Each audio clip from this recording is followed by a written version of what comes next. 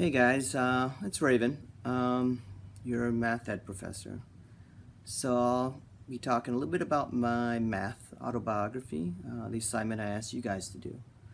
So I've always been fairly good at math, at least manipulating the symbols and memorizing the formulas. I mean, I did well in elementary, middle, and high school. It wasn't until I attended engineering school at the University of Illinois that things didn't come as easy. I struggle. Uh, I didn't understand why I struggle. I just kept thinking, okay, maybe I'm not smart enough. So after graduating with an engineering degree, I decided to take some time off to figure out what was going on, at least in my head, about math.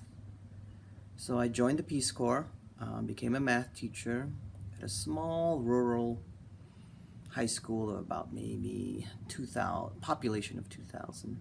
I taught 7th grade all the way to calculus.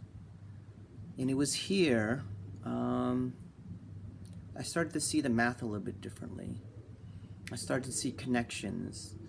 I felt like I understood math a little bit better in the sense I could see how the pieces interacted with each other, whereas before I just saw myself as a good symbolic manipulation of symbols and of numbers.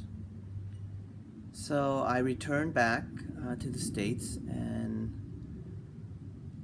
joined the Peace Corps Fellows Program at the University of Michigan, where I taught all day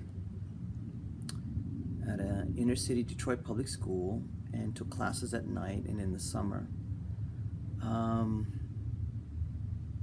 It was tough trying to balance those two things. I think you guys are doing that right now. But I managed to get through it. Mathematic-wise, I wasn't thinking so much about the mathematics. I was thinking more that I had a lack of control over the classroom. So I felt this stopped me from teaching my students. But after 3 years of being at the same high school, I had discipline down. I mean, there was less interruptions in the classroom, but I still couldn't teach the math. So I taught 2 more years. So after 5 years, I decided to start my PhD at Michigan and took classes there and did some supervision of teachers, student teachers. And I returned back to the same high school and had no discipline problem.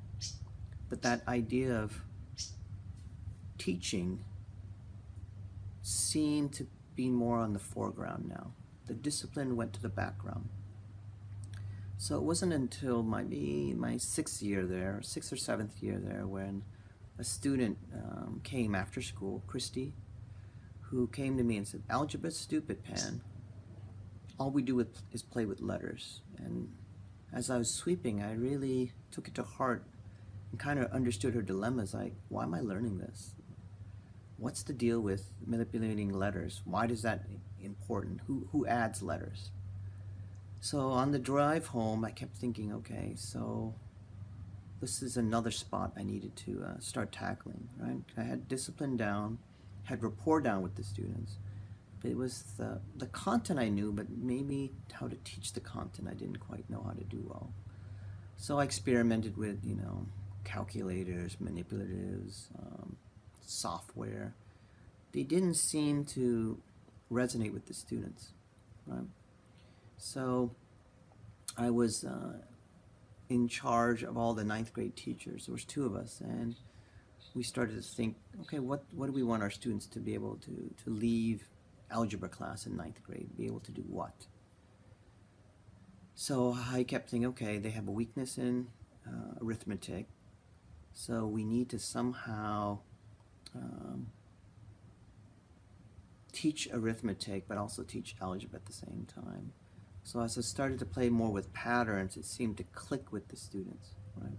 Now I came to this realization is, for my work with the Peace Corps, that the math I was learning wasn't necessarily the best math, right? So pretty much finished my dissertation in Michigan with the work I did with my inner city Detroit students, right? And that's how I was hired here, was to help fix the algebra problem that's in California. So that's pretty much it for me, guys. Don't want this video to be too long. So now hopefully I can upload it and share it with all of you. All right, see you in a few days. Bye-bye.